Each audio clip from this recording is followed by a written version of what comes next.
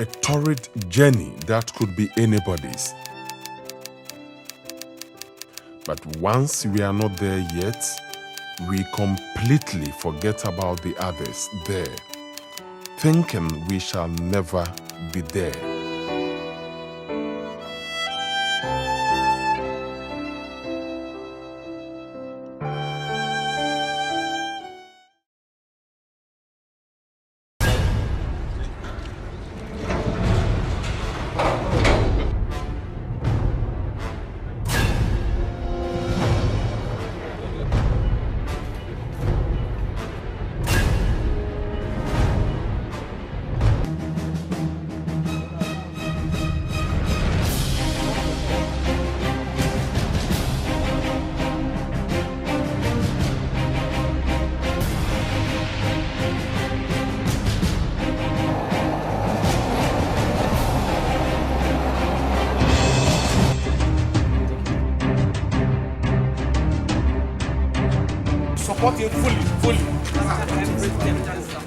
The core functions of the Ghana Prison Service are spelled out in Section 1 of NRCD 46/1972 are as follows: ensuring the safe custody of prisoners and execution of sentences in a humane manner, ensuring the welfare of prisoners through protection of their rights and providing them with good health care, clothing, bedding, feeding, recreation and library facilities, among other amenities, and ensuring the reformation and rehabilitation of prisoners by offering them opportunities to develop their skills through trade training and moral education. Unfortunately, the service is confronted with numerous challenges that have hindered attainment of these objectives. The Ghana Prison Service is currently facing a lot of challenges.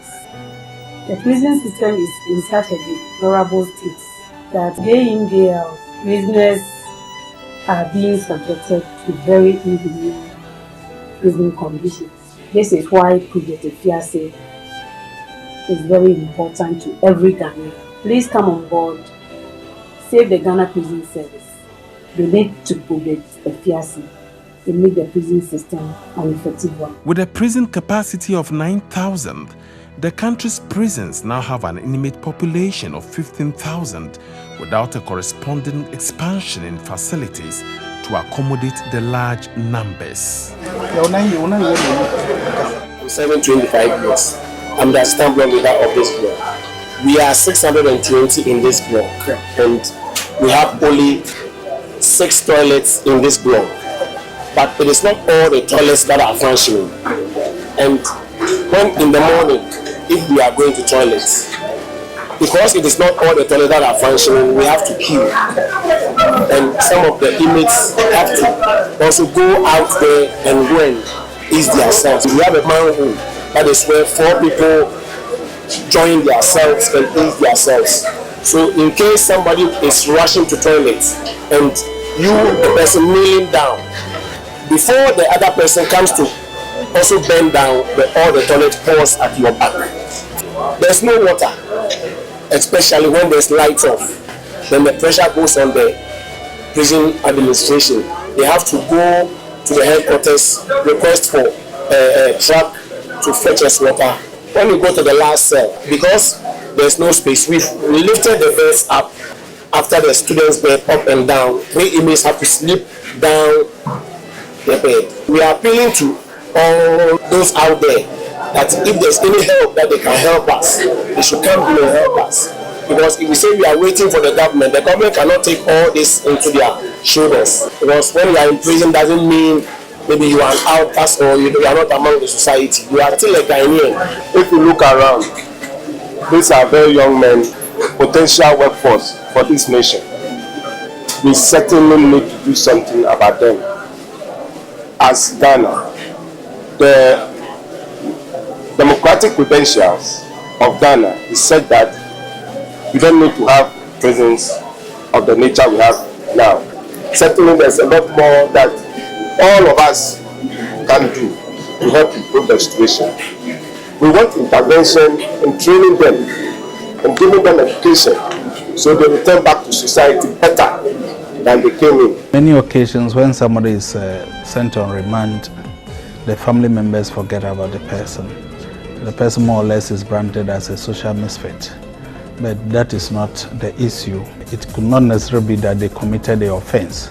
It could be that they didn't know how to talk in court or to get a lawyer to handle the matter for them, or maybe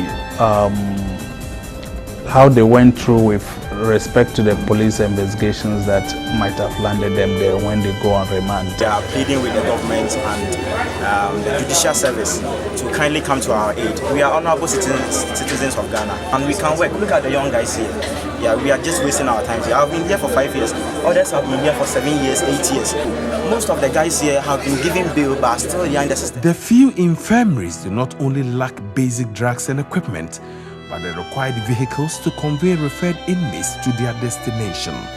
We want to appeal to government, to corporate Ghana, and to well-meaning individuals to contribute to help us refurnish the theater so it can serve the purpose for which it was set up. The prison service believes equipping inmates with skills training is an effective way of reducing recidivism.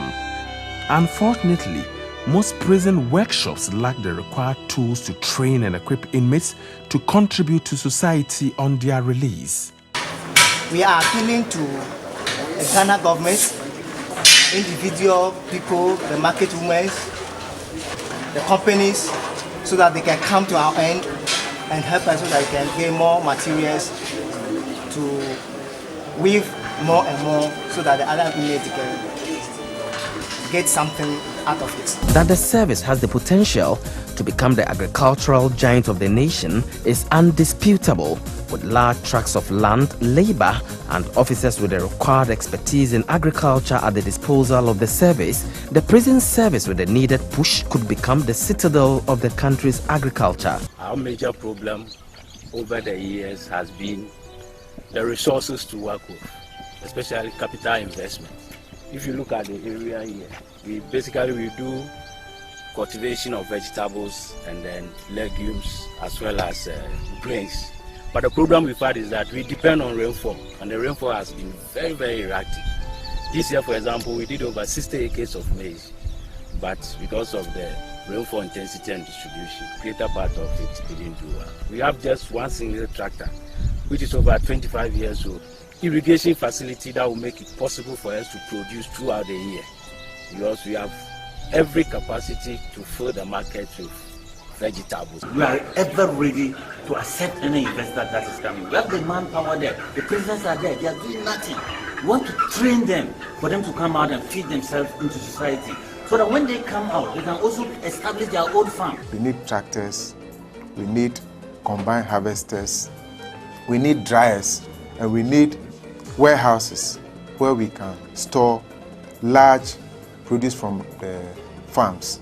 We would like to appeal to civil society organizations, we would like to appeal to development partners, the government, NGOs, philanthropists to come to our aid to help us increase production. A look around our barracks will reveal how depressing the housing situation is. Prison officers live in a room which can best be described as a cubicle. They live there with their dependents, their house helps, and it is actually an eyesore. We are also calling on the government to come in and help us. We go through hell to change the prisoner in here, and most of them have actually genuinely repented. They've come out of their criminal activities. They've come out of their criminal attitudes and behavior, and they are going out as if they've done nothing, innocent. Our prisons are in a deplorable state. It does not reflect the highly held view that the Ghanaian is very hospitable.